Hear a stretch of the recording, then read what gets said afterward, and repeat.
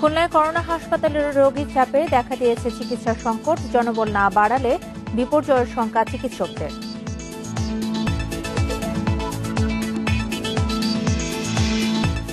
এলএসডির পর ব্রাউনি নামে তুন মাদকের খোঁজ। রাজধানীর মোহাম্মদপুর থেকে 2 জনকে গ্রেপ্তার করেছে পুলিশ।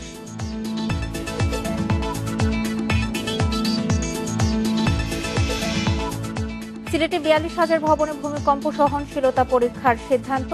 প্রথম ধাপে ঝুঁকিপূর্ণ ভবনগুলোর সমীক্ষা।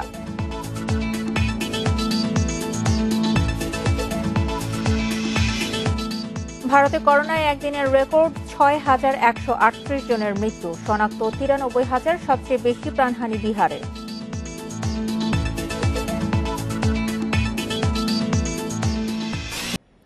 স্বাগত ইন্ডিপেন্ডেন্ট সংবাদের সঙ্গে আছি সঞ্চারী মজুদ্দমা। শুনছিলেন শিরোনাম, চলে যাচ্ছে পুরো খবরে। ধারণ ক্ষমতার থেকে বেশি রোগী ভর্তি হওয়ায় খুলনার করোনা ডেডিকেটেড হাসপাতালে দেখা দিয়েছে চিকিৎসা সংকট। সীমিত লোকবল নিয়ে অতিরিক্ত রোগীর চাপ কিছুটা সামলানো গেলেও ভবিষ্যতে জনবল না বাড়ালে বড় বিপর্যয়ের শঙ্কায় চিকিৎসকরা। এছাড়া খুলনা সদর হাসপাতালকেও করোনা ডেডিকেটেড হাসপাতাল ঘোষণার পরামর্শ তাদের। যশোর 250 শয্যা হাসপাতাল থেকে এসে খুলনা করোনা ডেডিকেটেড হাসপাতালের সামনে ভর্তি হওয়ার জন্য অ্যাম্বুলেন্সে অপেক্ষায় দরবেশ আলী। স্বজনেরা জানান, ঝিনাইদহের কালীগঞ্জ উপজেলার বাসিন্দা দরবেশ করোনা উপসর্গ নিয়ে প্রথমে উপজেলা স্বাস্থ্য কমপ্লেক্সে ভর্তি হন। সেখান থেকে যশোর হয়ে ভর্তি হন খুলনা করোনা ডেডিকেটেড হাসপাতালে। তবে শেষ রক্ষা হয়নি। ভর্তির 12 ঘন্টার মধ্যেই মৃত্যু হয় দরবেশ আলীর। একই অবস্থা অন্য রোগীদেরও। হাসপাতালের সামনে অপেক্ষায় থাকা বাগেরহাট ও যশোরের রোগীর স্বজনেরা জানান একই কথা। আমার ওয়াইফ সে অসুস্থ হয়ে পড়ছে, কিন্তু অসুস্থ হওয়ার পরে আমি এখানে ভালো সেবা পাওয়ার জন্য আমি আরো শিবিরে আসছি। রিপোর্ট করে, সেই রিপোর্টের জায়গা আছে খুলনা, সেখান থেকে রিপোর্ট করায় আমরা 250 বেডে ভর্তি হয়েছি। 100 শয্যা বিশিষ্ট খুলনা করোনা ডেডিকেটেড হাসপাতালে বর্তমানে রোগী রয়েছে ধারণ ক্ষমতার বেশি। 20টি আইসিইউ বেডের একটুও খালি নেই। অতিরিক্ত যে রোগীগুলো আসছেন তাদের ফিরিয়ে দেওয়া, যার কারণে আমরা আমাদের সক্ষমতার বাইরে যে হলেও অতিরিক্ত কাজ হিসেবে আমরা সকল রোগীকেই চিকিৎসা সেবা প্রদান করছি। চিকিৎসকরা বলছেন, করোনা রোগীদের অক্সিজেন সরবরাহ নিরবিচ্ছিন্ন রাখতে চলছে অক্সিজেন প্ল্যান্ট বসানোর কাজ। 100টা সিলিন্ডার যদি বড় দেওয়া যায়, তাহলে আমার মনে হয় আর নিচে যে পয়েন্ট বানানো যায়, তাহলে একটা বড় জায়গা সম্ভব। আর সর্বশেষ যেটা বলি সেটা হচ্ছে, সবকিছু বাদে যদি অনেক সংক্রমণই হয়ে যায় যে মানুষ ধরানোর জায়গা নেই, তবে খুলনা সদর হসপিটালকে সম্পূর্ণ কোভিড হসপিটাল ঘোষণা করতে হবে। খুলনা করোনা ডেডিকেটেড হাসপাতালে চিকিৎসাধীন রোগীদের মধ্যে অর্ধ শতাধিকই আশপাশের জেলার। অভিজিৎ পাল, ইন্ডিপেন্ডেন্ট নিউজ, খুলনা। এদিকে করোনা সংক্রমণের হার বাড়তে শুরু করেছে কুড়িগ্রামেও। এবার সেখান থেকে যোগ দিচ্ছেন আমাদের সহকর্মী আব্দুল খালেক। খালেক, সংক্রমণের ঊর্ধ্বগতির কারণ কি এবং করোনার চিকিৎসা দেওয়ার জন্য হাসপাতালগুলো প্রস্তুত রয়েছে কিনা? জানেন যে কুড়িগ্রাম একটি সীমান্তবর্তী জেলা এবং এখানে 2টি স্থলবন্দর রয়েছে, বিশেষ করে সোনাহাট স্থলবন্দর এবং রৌমারী স্থলবন্দর। সেগুলো দিয়ে কিন্তু ভারত থেকে কয়লা এবং পাথর আমদানি করা হয় এবং এই কয়লা পাথর আমদানির সাথে সাথে ভারতীয় যে ট্রাক চালকরা তারা কিন্তু বাংলাদেশের ভূখণ্ডে আসেন এবং বাংলাদেশের শ্রমিকদের সাথে অবাধে মেলামেশা করেন এবং তারা অনেকক্ষণ ধরে এই জায়গাটাতে বিচরণ করেন। তো সেখানে কিন্তু স্থলবন্দরগুলোতে যে স্বাস্থ্য নিশ্চিত করার বিষয়টি, যে স্বাস্থ্য পরীক্ষা, সেটি কিন্তু খুব একটি আমরা লক্ষ্য করি না, ঢিলেঢালা অবস্থা। সে কারণে কিন্তু সংক্রমণের হার বেড়ে যাওয়ার একটি আশঙ্কা কিন্তু করা হচ্ছিল গত কিছুদিন থেকে। সেটিরই প্রতিফলন আমরা দেখতে পাচ্ছি। গত 1 সপ্তাহ ধরে এখানে যে পরীক্ষা হচ্ছে তার বিপরীতে 30 থেকে 70% পর্যন্ত করোনা শনাক্ত হচ্ছে। ফলে একটা উদ্বেগের কারণ স্থানীয় প্রশাসন এবং স্বাস্থ্য বিভাগের মধ্যে ছড়িয়ে পড়েছে এবং তারা ইতিমধ্যে এই বিষয়টি নিয়ে প্রচারণা শুরু করেছেন। এখানে যে অবস্থাটা কুড়িগ্রামের জেনারেল হাসপাতালে, যে 50টি শয্যা প্রস্তুত রাখা হয়েছে করোনা রোগীদের জন্য, এবং সেখানে কিন্তু রোগীর সংখ্যা খুবই কম। এই কারণে যে সংকটাপন্ন যে রোগীগুলো, সেগুলো কিন্তু এখানে চিকিৎসার কোনো সুবিধা নেই, সেগুলো রংপুরে পাঠিয়ে দেওয়া হচ্ছে এবং মাঝে মাঝে আমরা মৃত্যুর খবরও পাচ্ছি। স্বাস্থ্য বিভাগ সূত্রে জানা গেছে যে এ পর্যন্ত 25 জন রোগী করোনা শনাক্ত হয়ে মৃত্যুবরণ করেছে এবং অন্যান্য যে অসুস্থ রোগীগুলো রয়েছে তারাও কিন্তু ঠিক মতো চিকিৎসা সেবা এখানে পাচ্ছেন না। তবে স্বাস্থ্য বিভাগের পক্ষে একটি আশার বাণী শোনানো হয়েছে যে খুব সহসাই এখানে একটি পিসিআর ল্যাব স্থাপন হবে এবং তখন সংক্রমণের ঊর্ধ্বগতি রয়েছে, তাহলে প্রশাসনের পক্ষ থেকে কি ধরনের ব্যবস্থা নেওয়া হচ্ছে এবং স্বাস্থ্যবিধি মানাতে কি ধরনের তৎপরতা রয়েছে সেখানে? স্বাস্থ্যবিধির ক্ষেত্রে আমরা যেটি দেখতে পাচ্ছি গত কিছুদিন ধরে খুব ঢিলেঢালা অবস্থা এবং প্রশাসনের পক্ষ থেকে কোনো কঠোর নজরদারি আমরা লক্ষ্য করছি না। তবে মাঝে মধ্যে তারা কিন্তু প্রচারণায় অংশ নিচ্ছেন এবং মাস্ক বিতরণ সহ কিছু কার্যক্রম চালিয়ে যাচ্ছেন এবং কয়েক দফা সভা করে তারা কিন্তু এই যে ভারতীয় ভেরিয়েন্ট যেন না প্রবেশ করে সেই বিষয়ে তারা প্রস্তুতি নিচ্ছেন, সভা সমাবেশ করছে, কিন্তু বাস্তবে আমরা কিন্তু মাঠ পর্যায়ে কিন্তু যথেষ্ট কঠোরতা লক্ষ্য করছি না। কুড়িগ্রাম থেকে করোনা সংক্রমণ পরিস্থিতি নিয়ে জানাছিলেন সহকর্মী আব্দুল খালেক। করোনায় উচ্চ সংক্রমণের জেলা হলো নওগাঁয় এখনো নেই আরটি-পিসিআর ল্যাব। অনুমোদনের 1 মাসেও স্থাপন করা যায়নি ল্যাব। ফলে দ্রুত করোনা পরীক্ষার ফলাফল না পাওয়ায় আক্রান্ত হচ্ছেন অনেকেই। ঝুঁকিতে জেলার 30 লাখ মানুষ। সীমান্ত জেলা নওগাঁর জনসংখ্যা প্রায় 30 লাখ, অথচ জেলা সদর জেনারেল হাসপাতালে এখন পর্যন্ত নেই কোনো আরটি-পিসিআর ল্যাব, নেই আইসিইউ বেডও। মহামারী শুরুর পর প্রায় 1.5 বছরেও সেখানে তৈরি হয়নি করোনা চিকিৎসার কার্যকর ব্যবস্থা। দেশে নতুন করে করোনা সংক্রমণ ছড়িয়ে পড়লে 9 মে নওগাঁ সদর হাসপাতালে আরটি-পিসিআর ল্যাব ও 2টি আইসিইউ বেড স্থাপনের অনুমোদন দেয় স্বাস্থ্য বিভাগ। তবে 1 মাস পরও সেখানে পৌঁছায়নি প্রয়োজনীয় যন্ত্রপাতি। করোনা পরীক্ষার জন্য নমুনা জমা দেওয়ার পর দেরিতে পজিটিভ ফল পেলে পরিবার প্রতিবেশীর পাশাপাশি পুরো এলাকার মানুষই সংক্রমণ ঝুঁকিতে পড়েন।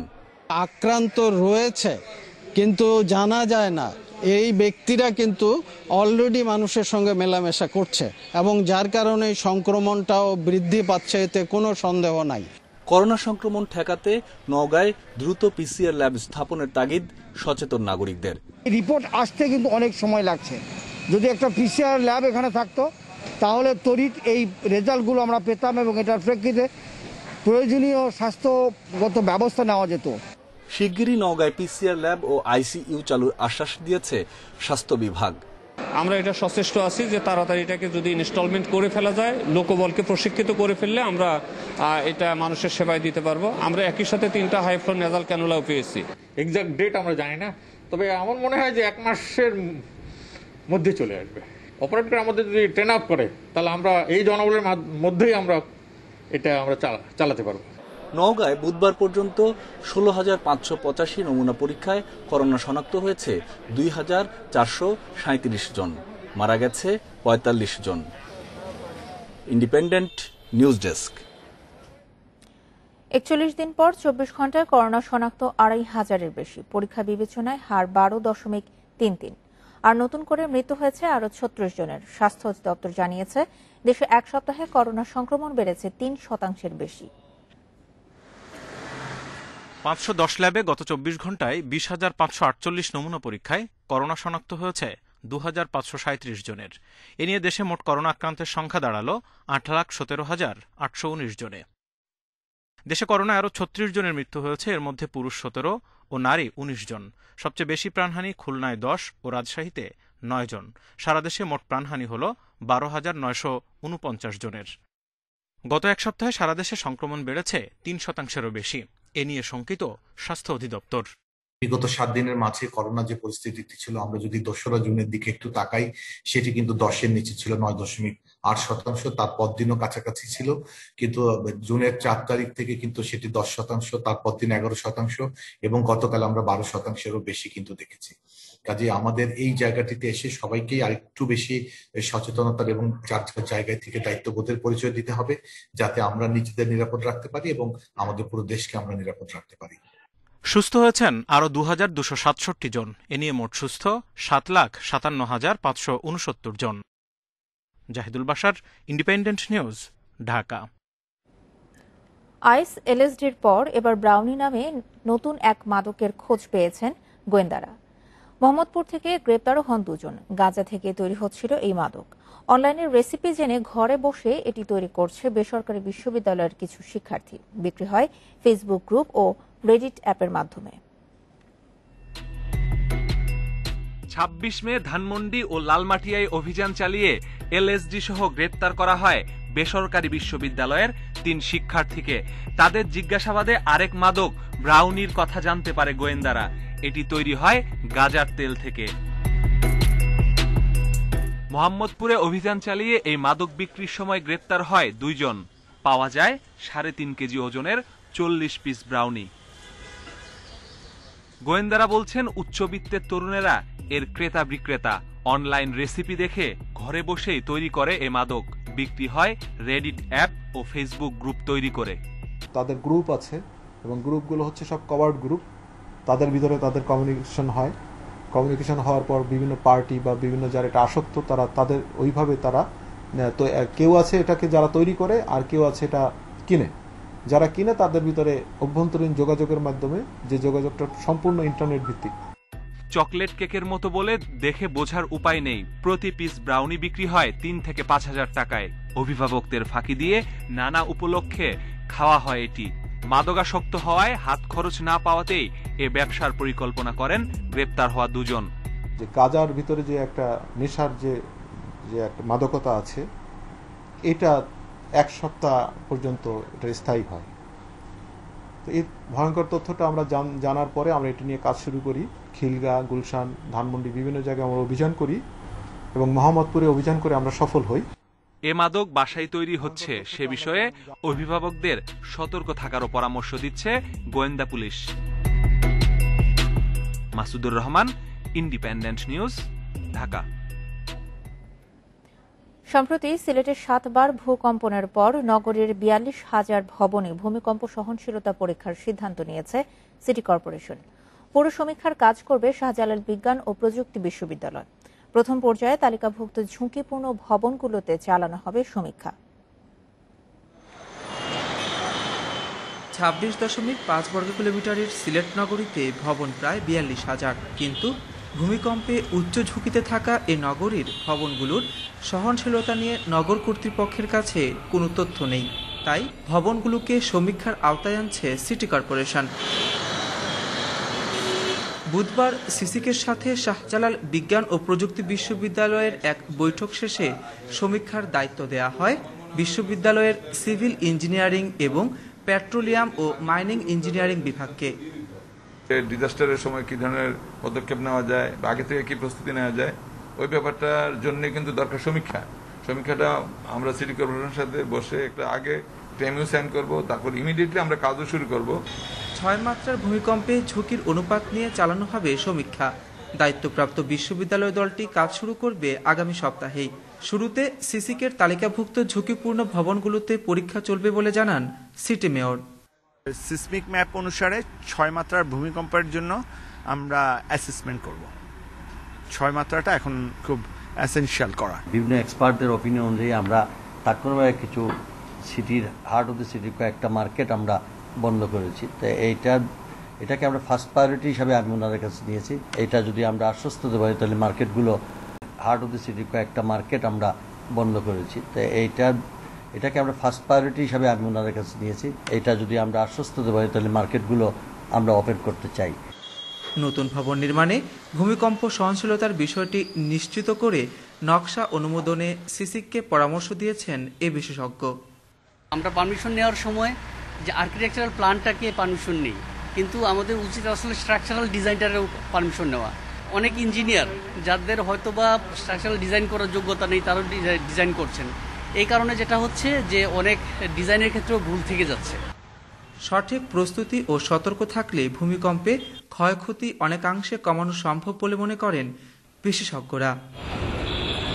মাধব কর্মকার, ইন্ডিপেন্ডেন্ট নিউজ, সিলেট। করোনার উচ্চ ঝুঁকিতে থাকা এলাকায় ভোট নেয়ার বিপক্ষে মত দিয়েছে মন্ত্রিপরিষদ বিভাগ ও খুলনার বিভাগীয় কমিশনার। আলাদা চিঠি দিয়ে নির্বাচন কমিশনকে কথা জানানো হয়েছে। এই প্রশ্নে চূড়ান্ত সিদ্ধান্ত নিতে আজ জরুরি সভায় বসছে ইসি। লক্ষ্মীপুর 2, 11 পৌরসভা এবং প্রথম ধাপের 371 ইউনিয়ন পরিষদের ভোট গ্রহণের দিন ধার্য রয়েছে 21 জুন। এছাড়া ঢাকা 14, সিলেট 3 ও কুমিল্লা 5 আসনে ভোট হবে 14 জুলাই। বর্তমানে সীমান্তবর্তী জেলাসহ আরও কিছু এলাকায় করোনা পরিস্থিতির অবনতি হচ্ছে। উচ্চ সংক্রমণ রয়েছে এমন 6 জেলার 160-এর অধিক ইউনিয়ন পরিষদে নির্বাচন হবে 21 জুন। এমন অবস্থায় এইসব এলাকায় এখনই ভোট না করতে নির্বাচন কমিশনকে চিঠি দিয়েছে মন্ত্রিপরিষদ বিভাগ ও খুলনার বিভাগীয় কমিশনার। 123টি ইউনিয়ন এবং একটি পৌরসভাকে আমরা আপাতত পুনর্বিবেচনার জন্য নির্বাচন কমিশনকে সুপারিশ করেছি। নির্বাচন কমিশন যদি সিদ্ধান্ত নেয় এবং সরকার যদি সিদ্ধান্ত নেয়, হ্যাঁ ইলেকশন তো আমরা করবো, অবশ্যই মাঠ পর্যায়ে করতেই হবে, সিদ্ধান্ত তো মানতেই হবে, কিন্তু সেক্ষেত্রে উচ্চ সংক্রমণ ঝুঁকি থাকবে। ভোট নিয়ে 10 জুন জরুরি বৈঠকে বসছে নির্বাচন কমিশন। ভোট হবে কিনা তা কমিশন বৈঠকে সিদ্ধান্ত নেওয়া হবে। যদি দেখা যায় যে নির্বাচন করতে যে এই সংক্রমণটা বৃদ্ধি হওয়ার সম্ভাবনা তৈরি হচ্ছে, সেক্ষেত্রে অবশ্যই নির্বাচন কমিশন বিষয়টা কগনিজেন্স নেবে এবং আমার মনে হয় 10 তারিখে যে একটা কমিশন সভা আহ্বান করা হয়েছে, হয়তো বা এই সভায় আমরা বিষয়টা নিয়ে হয়তো আলোচনার একটা প্রেক্ষাপট আমরা পাব।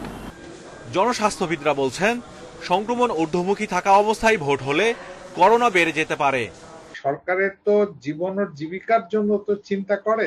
ইলেকশনটা যদি 1 মাস পিছায় দেয় তাহলে কিছুই হবে না, জীবিকারও কিছু হবে না, বরঞ্চ জীবনের জন্য ভালো হবে। এদিকে যেসব এলাকায় নির্বাচন হবে সেসব এলাকা লকডাউনের আওতামুক্ত রাখার জন্য মন্ত্রিপরিষদকে চিঠি দিয়েও রেখেছে নির্বাচন commission. Mahmudul Hasan, independent News, Dhaka. সরকারি বিধিনিষেধ উঠে গেলে প্রাথমিক বিদ্যালয়ের শিক্ষকদের অনলাইনে বদলি আবেদন শুরু হবে। এরপর থেকে সারা বছরই বদলির আবেদন করতে পারবেন শিক্ষকরা। অনলাইনে প্রক্রিয়া শুরু হলে বদলিতে অনিয়ম কমে যাবে বলছেন সংশ্লিষ্টরা। প্রাথমিক বিদ্যালয়ের শিক্ষকদের বদলি কার্যক্রম চলে জানুয়ারি, ফেব্রুয়ারি ও মার্চে। নির্দিষ্ট 3 মাসে কার্যক্রম চালু থাকায় সবসময়ই বদলি নিয়ে থাকে নানা অভিযোগ। এই অবস্থা কাটাতে বদলি কার্যক্রম সারা বছর অনলাইনে চালানোর সিদ্ধান্ত নেয় প্রাথমিক ও গণশিক্ষা মন্ত্রণালয়। কিন্তু সিদ্ধান্তের 1.5 বছর পরও শুরু হয়নি প্রক্রিয়া।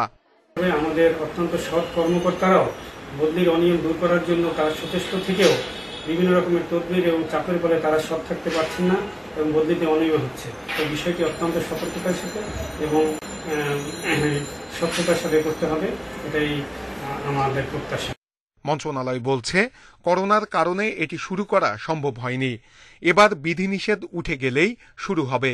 প্রথমে একটি উপজেলা পাইলট প্রকল্প হিসেবে নেওয়া হবে, পরবর্তীতে সব শিক্ষকের জন্য চালু হবে।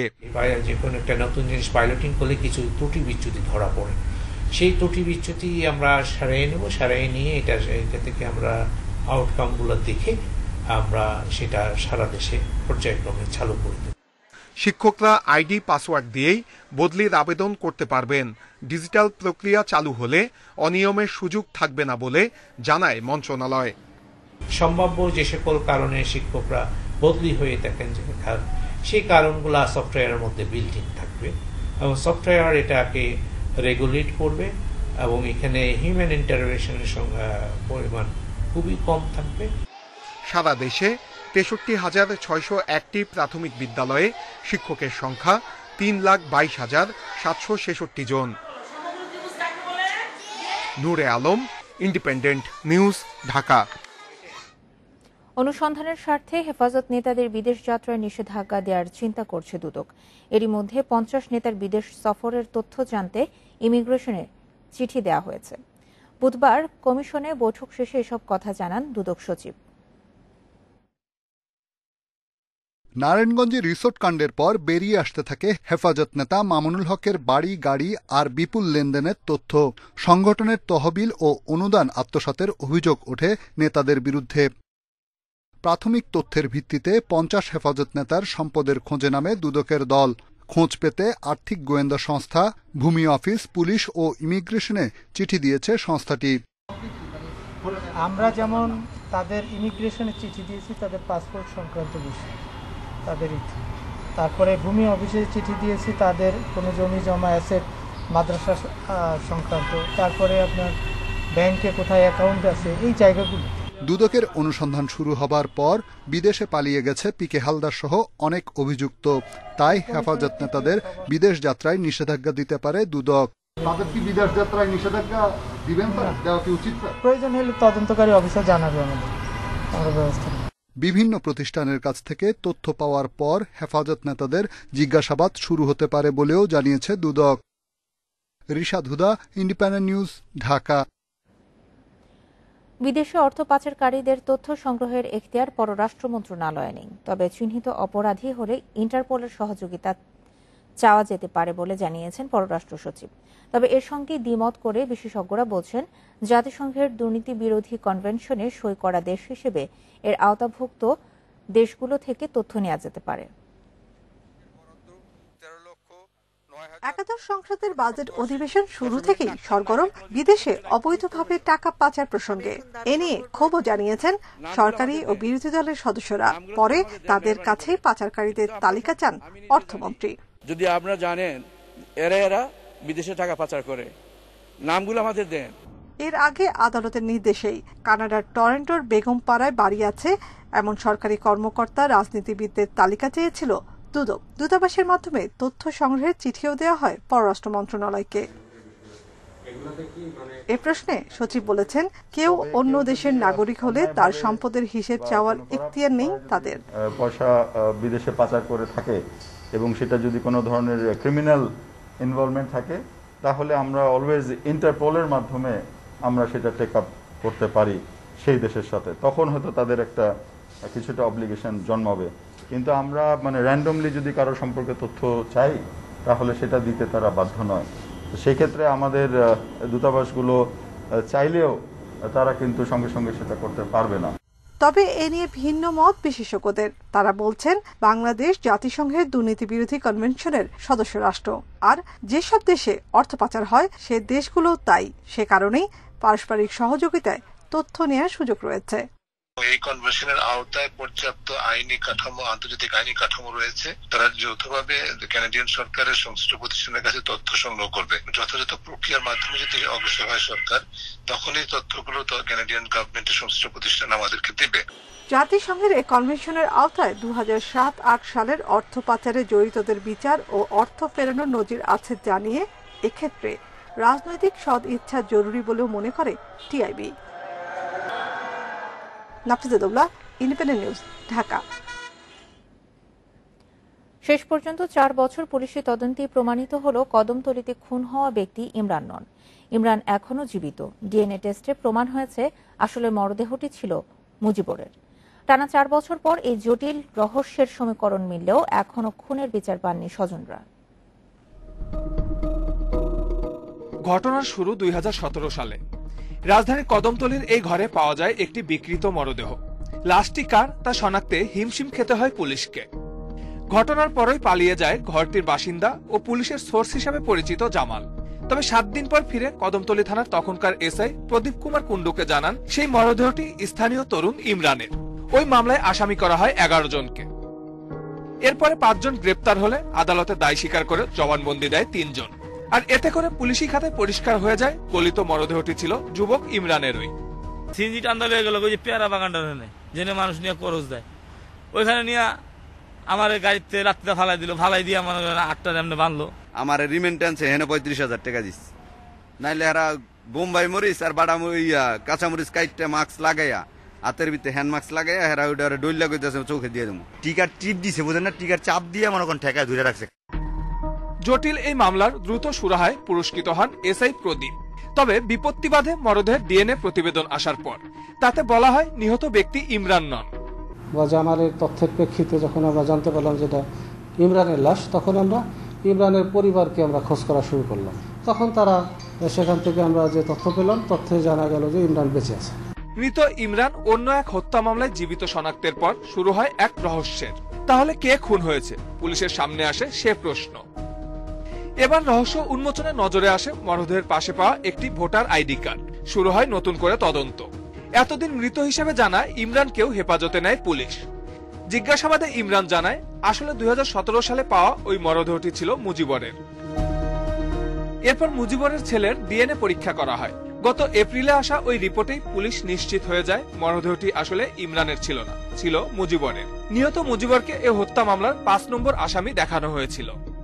ডিএনএ মিলছে কথিত মুজিবরের ডিএনএ, যে লাশটা এটা মুজিবর নামে। প্রশ্ন উঠেছে বেঁচে থাকা ইমরানের হত্যার দায় স্বীকার করে 164 ধারায় কেন জবানবন্দি দিয়েছিল আসামিরা। বাড়ি শুরু করে দিল, মারতে আছে। স্যার আমি কিছু জানি না, যখন কই স্যার কইতাছি আমার নাম মাইর থামায় হেবার খালি কই মাইরের তাকে দেয়। আমার বাপে মারা গেছে, আমি কই আমার বাপে ধরছে আমি জব করছি, আমার ভাই ধরছে আমি জব করছি। কয় হয় নাই 164 প্রদীপ দরকে শিখাইতেছে আমাকে, কয় কি জালাল এইয়া মহিন গলা টিপে ধরছে, আর সুমনে পাও চাপে ধরছে, আর মজিবর বহুরুর গলা টিপে ধরছে, আর সুমনে পাও চাপে ধরছে, আর মজিবর বহুরুর পড়ছে। ঘটনার সুষ্ঠু তদন্ত দাবি করেছেন ভুক্তভোগীর পরিবাররা। যে মানুষ না খুন করে মিথ্যা মামলা আমার 13টা মাস জেলখানা কাটছে, মায়ের তো কাজের বাংলার বাহিরে, কিন্তু যারা যারা আমার বাইরে যে ফাঁসেছে আমি তাদের বিচার চাই। প্রদীপ দাদা ভাই আমাকে লন্ডন করে আলাইছে, কই যে বলেন না। হত্যা মামলাটির তদন্তে গাফিলতি নিয়ে এসআই প্রদীপের বিরুদ্ধে এখন তদন্ত চলছে। Suman Tanvir, independent News, Dhaka.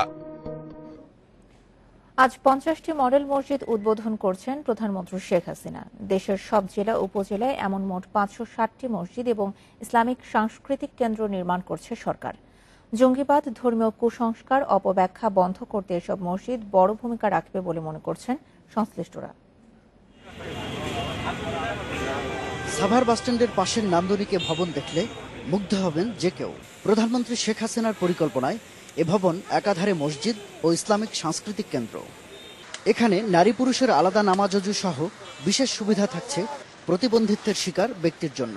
ইমাম প্রশিক্ষণ কেন্দ্র থেকে শুরু করে ইসলামিক গ্রন্থাগার, গবেষণা ও বই বিক্রির ব্যবস্থা থাকছে এখানে। এছাড়া হেফজখানা, শিশু ও গণশিক্ষার ব্যবস্থা, দেশি বিদেশি পর্যটক আবাসনের পাশাপাশি দেয়া হবে হজযাত্রী নিবন্ধনের প্রশিক্ষণ।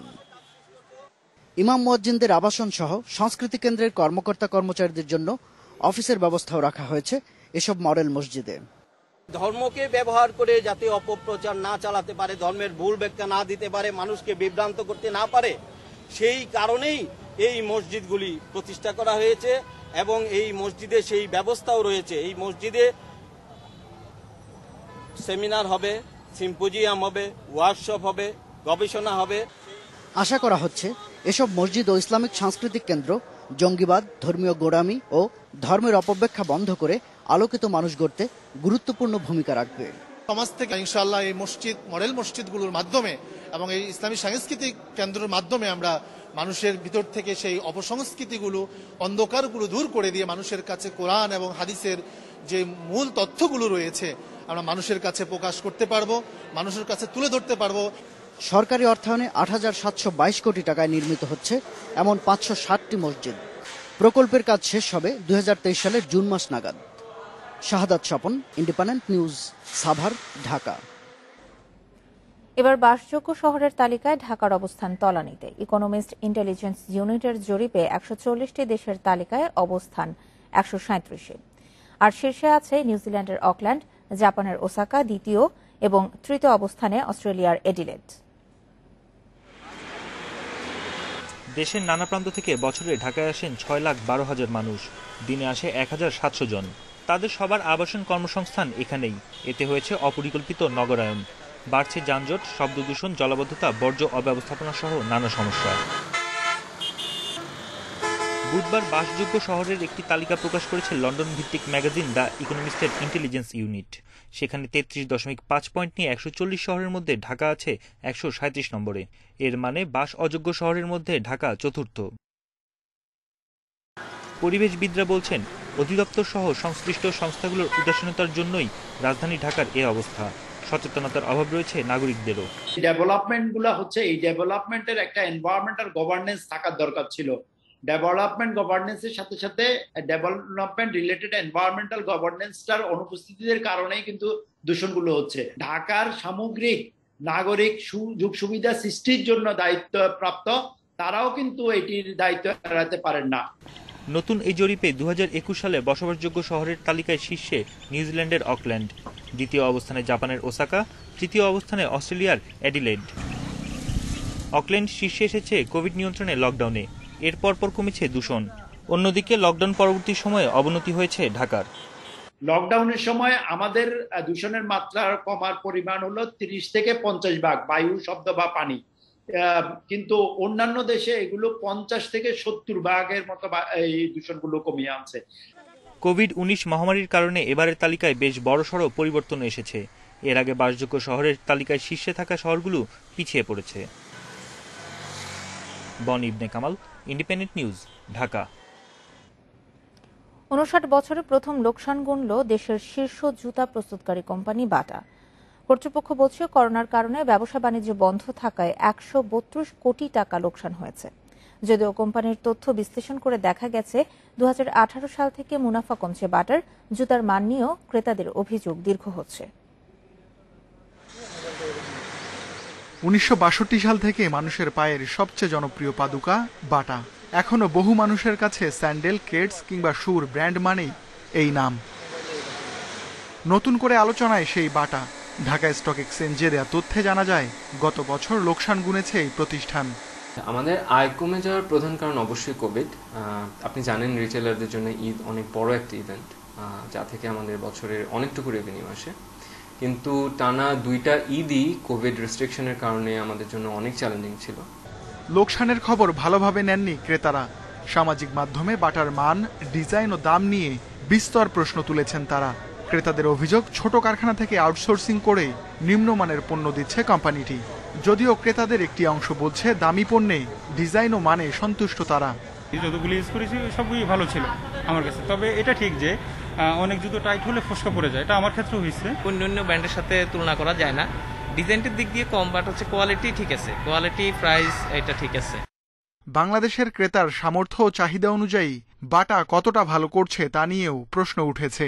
কোম্পানির গত 10 বছরের তথ্য বিশ্লেষণ করে দেখা গেছে 2011 থেকে 17 পর্যন্ত ধারাবাহিকভাবে বাড়ে মুনাফা, এরপরই কমতে থাকে। পাশাপাশি দেশের জুতার বাজার যে হারে বাড়ছে, বাটার উৎপাদন একইভাবে বাড়েনি। ক্রেতাদের অভিযোগ, চোখ এড়ায় না কর্তৃপক্ষের। তারা জানান, উচ্চমূল্যের পণ্যের ডিজাইনে দ্রুত পরিবর্তন আনার চেষ্টা করছেন। পাশাপাশি হাসপাপিস, নাইকি, এডিডাস সহ আন্তর্জাতিক নানা ব্র্যান্ডের জুতা বিক্রি করছেন তারা। আমরা যে ধরনের প্রোডাকশন মডেলে ছিলাম, তো ওখান থেকে আমরা এখন অনেক বেশি কনজিউমার ড্রিভেন। এখন আমাদের ঈদের কালেকশন থাকে, কিন্তু ইন এডিশন টু ঈদ ছাড়াও আমাদের আরো অনেক ধরনের কালেকশন আমরা লঞ্চ হয়। কর্মকর্তারা জানান, চলতি বছরের শুরুর লকডাউনের কারণেও মুনাফা কমার শঙ্কা রয়েছে। নতুন করে লকডাউন না এলে লোকসান থেকে বেরিয়ে আসবে বাটা। Ruhul Amin, independent News, Dhaka. চট্টগ্রামের বাইজিদ থেকে ফৌজদারহাট পর্যন্ত 18টি পাহাড় কেটে বানানো লিংক রোডটি 3 মাসের জন্য বন্ধ করে দিয়েছে চট্টগ্রাম উন্নয়ন কর্তৃপক্ষ সিডিএ।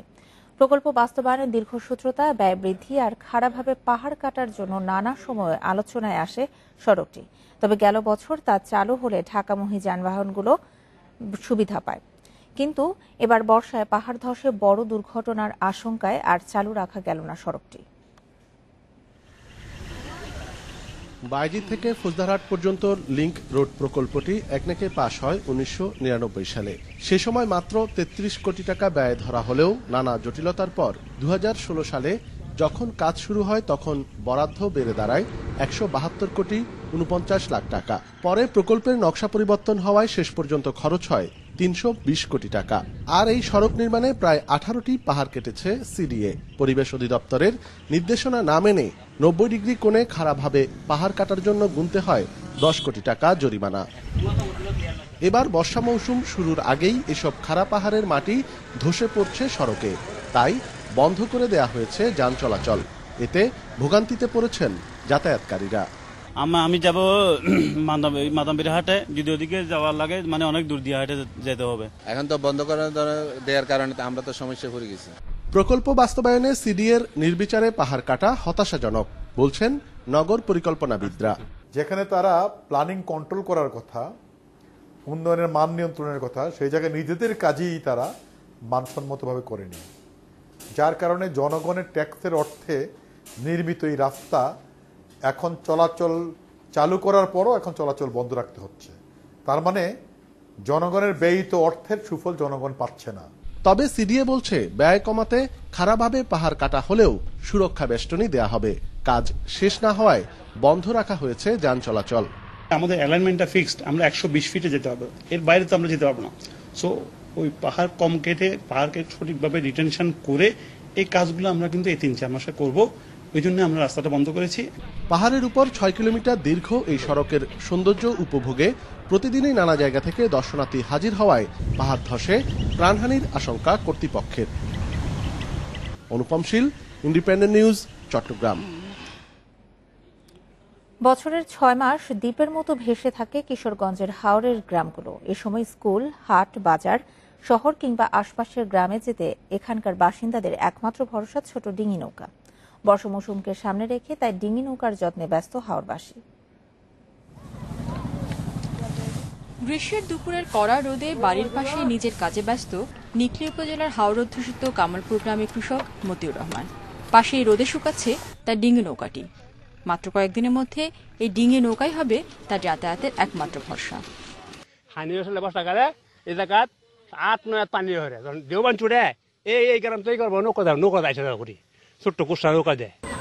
মতিউর রহমানের মতো হাওরের প্রতিটি পরিবারে রয়েছে ডিঙি নৌকা। কয়েক দফা বৃষ্টিতে বর্ষার আগমন বার্তায় অনেকেই তড়িঘড়ি করে শেষ করছেন নৌকার পরিচর্যা।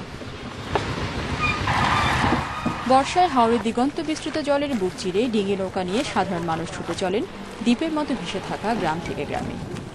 ৬ মাস আমরা হাওরে চলাফেরা করি ছোট ডিঙি দিয়া। এই দিয়ে আমরা হাইব্রিড কার প্রতি বাড়ি বাড়ি আমাদের একটা করে নৌকা, এই নৌকাগুলো দিয়ে আমরা অনেক জায়গায় যাই। বাচ্চারা স্কুল কলেজে যায়, আমরা হাট বাজারে যাই, কোথাও বেড়াতে যাই। শত বছর ধরে হাওর অঞ্চলের মানুষ এইভাবেই চলাচল করে আসছে। ডিঙি নৌকাই হচ্ছে হাওরের মানুষের একমাত্র মূল ভরসা। কিশোরগঞ্জের ৯ উপজেলার ১,৪৭০ বর্গ কিলোমিটার এলাকা হাওর অঞ্চল। এর মধ্যে ইটনা, মিঠামইন ও অষ্টগ্রাম উপজেলার পুরোটাই হাওর। Independent news desk. করোনা সংক্রমণের অতি উচ্চ ঝুঁকির দেশের তালিকায় বাংলাদেশ। এই তথ্য উঠে এসেছে যুক্তরাষ্ট্রের centre for disease control and prevention সিডিসির ওয়েবসাইটে। এই তালিকায় আছে ভারত, নেপাল, পাকিস্তান, শ্রীলঙ্কা, মালদ্বীপ, মিয়ানমার সহ ৬১ দেশ। করোনা মহামারীতে যুক্তরাষ্ট্রের নাগরিকদের এসব দেশ ভ্রমণ না করার পরামর্শ দিয়েছে সংস্থাটি। তবে টিকা গ্রহীতারা প্রয়োজনে ভ্রমণে যেতে পারবেন বলেও জানানো হয়েছে। সিডিসি দেশগুলোকে অতি উচ্চ, উচ্চ, নিম্ন ঝুঁকিপূর্ণ ভাগে ভাগ করেছে।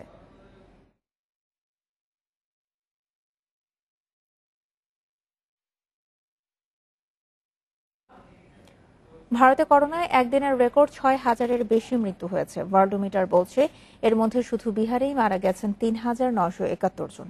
এছাড়া করোনায় মহারাষ্ট্রে আরও ৬৬১, তামিলনাড়ুতে ৪০৫ এবং শতাধিক মৃত্যু হয়েছে কর্ণাটক ও কেরালায়। এদিকে পশ্চিমবঙ্গে কমেছে করোনায় আক্রান্তের সংখ্যা। রাজ্যটিতে ২৪ ঘণ্টায় শনাক্ত হয়েছে ৫,০০০-এর বেশি, আর মৃত্যু হয়েছে ৯৫ জনের। প্রাণহানিতে বিশ্বের তৃতীয় অবস্থানে থাকা ভারতে এই পর্যন্ত প্রাণহানি প্রায় ৩,৬০,০০০। নতুন ৯৩,০০০ জন নিয়ে দেশটিতে মোট আক্রান্ত ২,৯১,০০,০০০-এর বেশি। আগামী ২ বছরে ১০০টি দেশে ফাইজারের ৫০ কোটি ডোজ টিকা অনুদান দেবে যুক্তরাষ্ট্র। মার্কিন বার্তা সংস্থা জানিয়েছে চলতি বছরেই ২০ কোটি ডোজ টিকা এবং বাকি ডোজ ২০২২ সালে দেওয়ার পরিকল্পনা করেছে বাইডেন প্রশাসন। মার্কিন প্রেসিডেন্ট হিসেবে জো বাইডেন তার প্রথম বিদেশ সফরের শুরুতে এমন পরিকল্পনা জানিয়েছেন। হোয়াইট হাউস এখনও টিকা অনুদানের ব্যাপারে কোনো মন্তব্য করেনি। তবে বাইডেনের কাছে টিকার ব্যাপারে জানতে চাইলে তিনি বলেন তার কাছে টিকা অনুদানের পরিকল্পনা আছে এবং তিনি শিগগিরই তা ঘোষণা দেবেন। বার্তা সংস্থা রয়টার্স জানিয়েছে মার্কিন সরকার আফ্রিকার নিম্ন আয়ের ৯২টি দেশে এই টিকা অনুদান দেবে। একই সাথে কোভ্যাক্সের পরিকল্পনায় ধনী ও দরিদ্র দেশগুলোর মধ্যে সুষ্ঠু টিকা বণ্টন করা হবে।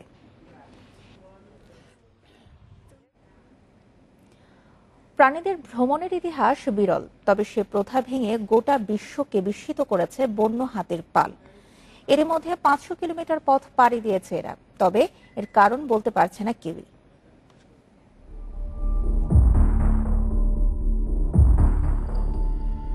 কখনো জঙ্গলে, কখনো শহরের রাস্তা দিয়ে হেঁটে যাচ্ছে এশীয় হাতির পাল। বুধবার প্রবেশ করে চীনের ইউনান প্রদেশের কুংমিং শহরে। এরই মধ্যে পাড়ি দিয়েছে ৫০০ কিলোমিটার পথ। পালে আছে ১৫টি বন্য এশীয় হাতি, এর মধ্যে ৩টি শিশু হাতি আছে।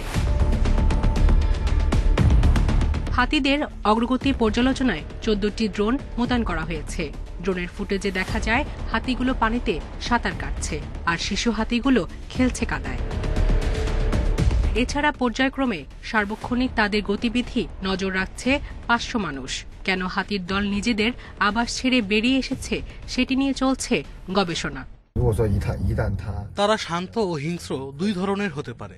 কেউ যদি তাদের বিরক্ত করে তবে তারা খেপে যেতে পারে। সেখানে বিশেষজ্ঞরা আছেন, তারা হাতিগুলোকে সঠিক পথে নিয়ে যাচ্ছেন। তবে জনবহুল এলাকায় ঢুকে পড়লে নিয়ন্ত্রণ কঠিন হবে।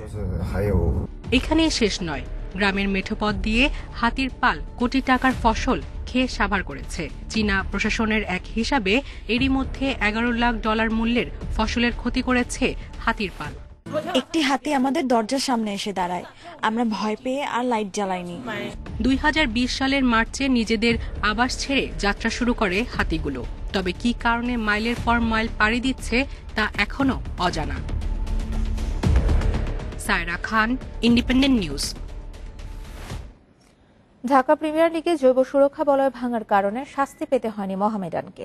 দুঃখ প্রকাশ করেই পার পেয়েছে ঐতিহ্যবাহী ক্লাবটি। মঙ্গলবার সুরক্ষা বলয় নিয়ে বিসিবি ও সিসিডিএম এর শুনানিতে মোহামেডানকে সতর্ক করা হয়েছে। ভবিষ্যতে এমন কাণ্ড যেন না হয় সেজন্য ক্লাবকে নোটিশ দেওয়া হয়েছে।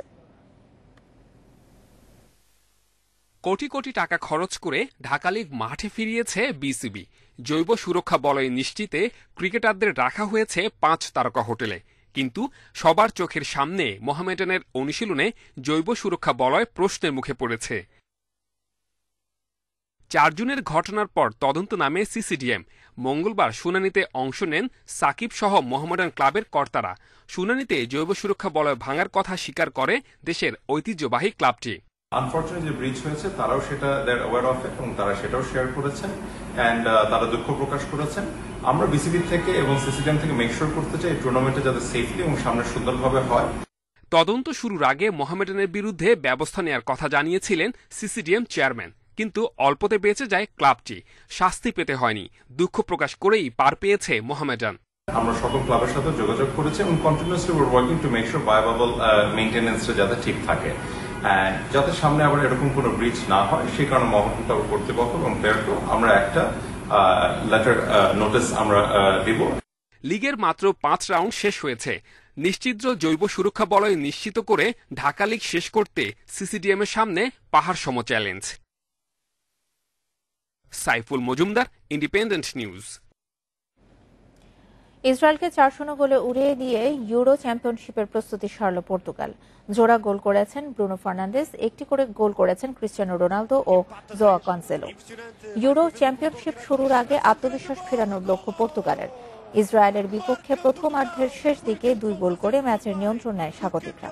প্রথমটি করেন ব্রুনো ফার্নান্ডেজ, দ্বিতীয় গোলটি আসে রোনালদোর কল্যাণে। আন্তর্জাতিক ফুটবলে রোনালদোর গোল হলো 104টি, আর 5 গোল করলেই ইরানের আলী দাইয়ের 109 গোলের রেকর্ড স্পর্শ করবেন CR7। বিরতির পরও আসে 2টি গোল। স্কোরলাইন 3-0 করেন জোয়াও কানসেলো, আর ইনজুরি টাইমে গোলের জোড়া পূর্ণ করেন ব্রুনো ফার্নান্ডেজ। ফ্রেঞ্চ ওপেনের সেমিফাইনালে নোভাক জকোভিচ, কোয়ার্টার ফাইনালে মারিও বেরাত্তিনিকে হারিয়েছেন শীর্ষ বাছাই। শেষ 4-এ জকোভিচের প্রতিপক্ষ রাফায়েল নাদাল। বেরাত্তিনির বিপক্ষে শুরু থেকেই দাপুটে ছিলেন জকোভিচ। প্রথম 2 সেট জেতেন 6-3, 6-2 গেমে। পরে তৃতীয় সেটে ঘুরে দাঁড়ান বেরাত্তিনি। টাই ব্রেকার জিতে ম্যাচে ফেরার ইঙ্গিত 9 নম্বর বাছাইয়ের। চতুর্থ সেটেও সমানে সমান লড়াই চালিয়ে গেছেন 2 টেনিস তারকা, তবে শেষ পর্যন্ত প্রতিরোধ ভাঙে বেরাত্তিনির। 7-5 গেমে সেট জিতে নেন জকোভিচ। শেষ 4-এ শীর্ষ বাছাইয়ের বাঁধা নাদাল। সংবাদ শেষ করার আগে শিরোনামগুলো জানাচ্ছি আরেকবার। খুলনায় করোনা হাসপাতালে রোগীর চাপে দেখা দিয়েছে চিকিৎসা সংকট। জনবল না বাড়ালে বিপর্যয়ের শঙ্কা চিকিৎসকদের। এলএসডির পর ব্রাউনি নামে নতুন মাদকের খোঁজ। রাজধানীর মোহাম্মদপুর থেকে 2 জনকে গ্রেপ্তার করেছে পুলিশ। সিলেটে 42,000 ভবনে ভূমিকম্প সহনশীলতা পরীক্ষার সিদ্ধান্ত। প্রথম ধাপে ঝুঁকিপূর্ণ ভবনগুলোর সমীক্ষা। ভারতে করোনায় একদিনের রেকর্ড 6,138 জনের মৃত্যু, শনাক্ত 93,000। সবচেয়ে বেশি প্রাণহানি বিহারে।